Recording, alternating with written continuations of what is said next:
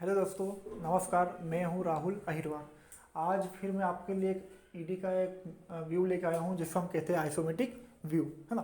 देखो, ये isometric view है, इससे हमें आर्थोग्राफी बनाना है। आपको पता है, इससे पहले मैं आपको बता चुका हूं पिछले वीडियो में कि आपको पेपर में आइसोमेट्रिक व्यू बनाया आएगा और पूछेगा आपसे आर्थोग्राफिक व्यू, ठीक है, और थर्ड एंगल में। तो इस आइसोमेट्रिक व्यू का हम आर्थोग्राफिक कैसे बनाएंगे मैं आपको आज बता दूंगा, ठीक है। तो देखिए, सबसे पहले हमें एक ब्लैंक पेज लेना है, ठीक, और उस ब्लैंक पेज को सेंटर से हमें 4 भागों में डिवाइड करना है, जिसे हम कहते हैं चतुर्थांश बनाना, ठीक। ये ऐसा बनाया हमने, तो सेंटर से बीचों बीच बिल्कुल हमें एक चतुर्थांश बनाना है। ऐसा करने के बाद ये जो सेंटर लाइन है, यहाँ से 10 mm ऊपर, 10 इधर, वैसे 10-10 mm के 4 बॉक्स तैयार करने हैं, और ये 4 बॉक्स हम स्केल से बनाने हैं, है ना। ये 10 mm के 4 बॉक्स, ठीक है। ये स्केल से 4 बॉक्स बनाना है जिसकी लंबाई चौड़ाई रहेगी 10 mm। अब सबसे पहले हम ये पता करते हैं कि जो आइसोमेट्रिक ड्राइंग दे रही है, इसका front view, side view, top view. Front कितने बाई कितने का रहेगा, साइड कितने बाई कितने का रहेगा, टॉप कितने बाई कितने का रहेगा। और सारी डायमेंशन की जो इकाई है वो दे रखी mm में, यानी कि मिलीमीटर में, ठीक है। यदि मैं कह दूँ आपसे कि फ्रंट व्यू ये है अपना, यहाँ पर इसे मैं दर्शा रहा हूँ F से, तो ये तो होगा आपका फ्रंट व्यू। इसके साइड वाला हो जाएगा आपका साइड व्यू, और ऊपर का हो जाएगा आपका टॉप व्यू। क्लियर, ठीक है। अब फ्रंट में हम खड़े हैं, हम यहाँ से ड्राइंग को देख रहे हैं, तो इसकी साइज कितनी होनी चाहिए कि फ्रंट कितना बाई कितने का है हमारा। तो देखिए, फ्रंट हमें क्या क्या दिखना है यहाँ से। यदि हम यहाँ खड़े हैं तो एक तो ये भाग दिखना, पूरी पट्टी, है ना। ये पूरा चौकोर दिखेगा इतना इतना, तो ये दिखेगा, ये पट्टी दिखेगी, और ये 2 पार्ट दिखेंगे, तो 1 2, और ये बीच की पट्टी, और ये ना तो हमें ये दिखना है और ये भी नहीं दिखेगा, ये 2 भाग नहीं दिखेंगे क्योंकि ये हॉरिजॉन्टल है ना। तो वर्टिकल जितने पार्ट है सब दिख जाएंगे। कौन सा, एक तो ये दिखेगा, एक ये पट्टी दिखेगी, और 2 ये ब्लॉक जो पट्टी कटी हुई है, 2 3 4 पार्ट्स, ठीक है। अब इनकी साइज देखते हैं, तो इसकी साइज कितनी है, चौड़ाई कितनी है इसकी पूरी। तो देखो, यहाँ तो 100 नहीं हो रही है। अब यहाँ जाओ, ये कितनी रहेगी, 40 की। तो जब ये लाइन 40 की है तो ये भी 40 की होगी, और ये भी कितने की होगी, 40 की। तो हमने फ्रंट की चौड़ाई निकाल ली, यहाँ लिख देते हैं हम, ये फ्रंट, और फ्रंट की चौड़ाई कितनी है, 40, ठीक है। 40 हम चौड़ाई होगी। अब इसकी लंबाई की हम बात करें तो देखो, टोटल लंबाई कितनी दे रखी है इसने, 45 में जो ये वाला भाग है, ये भाग रहेगा आपका 10 mm का, ठीक। तो देखो, लंबाई हो जाएगी इसकी कितनी, टोटल 45, और चौड़ाई कितनी हो गई, 40। तो 40 × 45 का आपका रहेगा फ्रंट। 40 mm तो चौड़ा और 45 mm लंबा, ठीक है। तो सबसे पहले ये फ्रंट बना देते हैं, और फ्रंट इस ड्राइंग में मेरा राइट हैंड साइड है, तो ये राइट हैंड साइड यहाँ बनेगा, यानी तो फ्रंट यहाँ बन जाएगा, साइड उस साइड है तो साइड इधर बन जाएगा, और टॉप हमेशा फ्रंट के ऊपर बनता है, यहाँ टॉप बन जाएगा, ठीक है। तो सबसे पहले हम 40 × 50 का एक बॉक्स तैयार करते हैं फ्रंट में।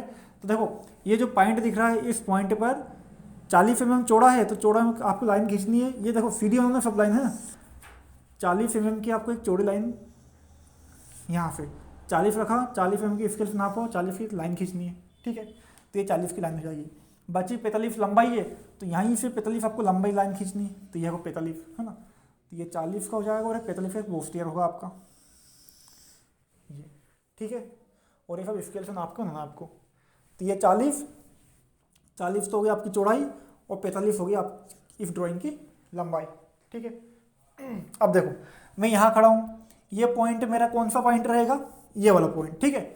क्योंकि देखो, ये जो पॉइंट है ये साइड के लिए भी कॉमन रहेगा और फ्रंट के लिए भी कॉमन है। उसी प्रकार इस वाले भाग को इधर साइड हो जाएगा, इधर फ्रंट हो जाएगा। तो यहाँ पर ये जो पॉइंट है, यहाँ से हम कितना ऊपर गए हैं, यहाँ देखना है। तो देखो, यहाँ से यहाँ तक कितना 10 mm है, तो ये भी कितने की होगी, 10 mm की। तो यहाँ से हमने स्केल रखेंगे और 10 mm ऊपर ये पॉइंट लगा देंगे, है ना। जैसे इस पॉइंट से 10 mm यहाँ चढ़े, वैसे इस पॉइंट से 10 mm यहाँ आएंगे, तो इस पॉइंट पे गए और यहाँ से 10 mm यहाँ, ठीक है। और क्या करें, दोनों पॉइंट को मिला दिया, तो दोनों पॉइंट को मिला देंगे स्केल से।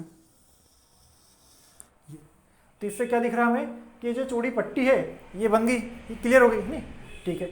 अब रही बात इस वाले भाग की, तो देखो, इसके बीच में हमें एक पट्टी दिख रही, ये रिफक पट्टी जैसी, ठीक है। इसकी चौड़ाई कितनी है, तो इसकी चौड़ाई कितनी रहेगी बीच में, 10, ठीक है। पूरी चौड़ाई कितनी की है, तो पूरी चौड़ाई है 40।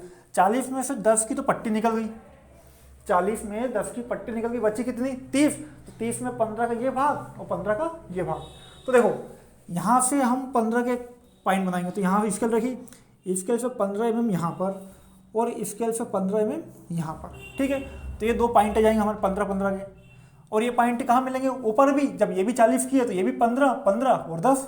तो इसी प्रकार यहाँ से 15 यहाँ है, यहाँ से 15 यहाँ है, और दोनों पॉइंट को आराम से मिला दिया स्केल पे, ठीक है। तो ये जो रिफक पट्टी है आपकी ऐसी जो तिरछी दिख रही है, वो सामने से दिखने पर कैसे दिखेगी, एकदम खड़ी। तो ये तो हो गई आपकी रिफक पट्टी।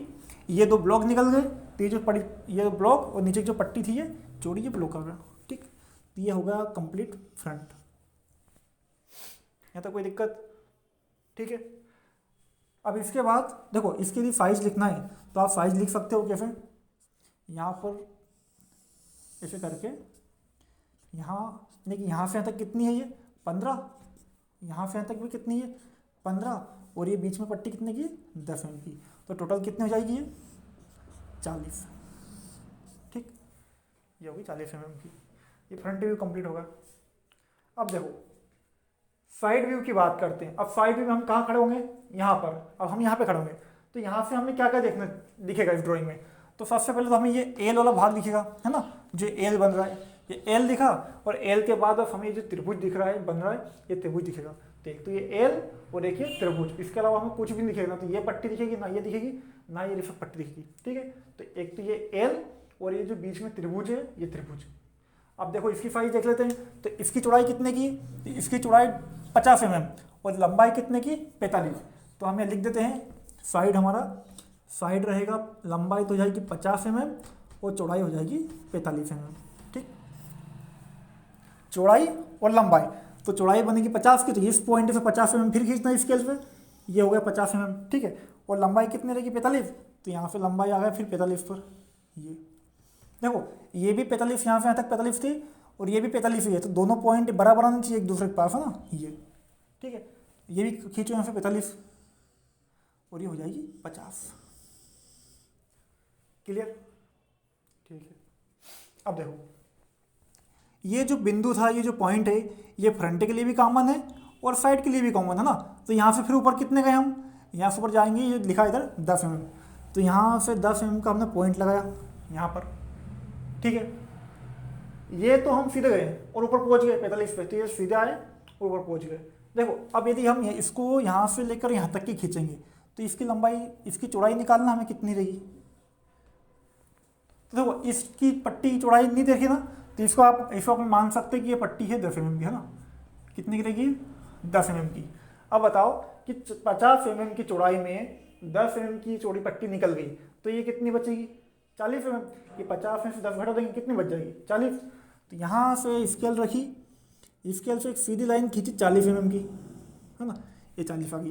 टोटल 50 थी, तो ये कितनी निकल जाएगी 40 mm। देखो इसको सीधी खींचना है एकदम स्केल से, ये मैं हाथ से बना रहा हूँ, इससे थोड़ी टेढ़ी हो रही है, ये फिर, ठीक है। तो ये होगी यहाँ तक 40 mm। अब ये पॉइंट कहाँ मिल रहा है, ऊपर सीधा, तो इसको ऊपर मिला दो यहाँ 10 mm के पॉइंट लगाकर यहाँ पर। तो ये तो हो गया 10 का, और ये होगा 40 का, हो गई टोटल 50 की। तो यहाँ हम लिख सकते हैं कि इसकी टोटल चौड़ाई जो है वो कितनी है 50, और यहाँ से यहाँ तक कितनी रहेगी, ये भी लिख सकते हैं हम यहाँ पे, ये रहेगी 10, ठीक। तो देखो ये एल तो हमारा बन गया, ये एल बना। अब क्या हो रहा है, ये जो पॉइंट है, ये रिसक पट्टी का ये जो पॉइंट दिख रहा है, ये रिसक पट्टी का पॉइंट, ये पॉइंट दिखेगा हमें, और यहाँ जो ये पॉइंट है, ये पॉइंट हमें यहाँ दिखेगा। तो कुछ भी नहीं करना है, ये जो पॉइंट दिख रहा है, ये पॉइंट से इस पॉइंट को मिलाना है, यानी कि यहाँ पर जो ये पॉइंट है और ये पॉइंट है, इनको आपस में स्केल से बिना नाप के खींच देना है, जिससे कि त्रिभुज निकल जाए।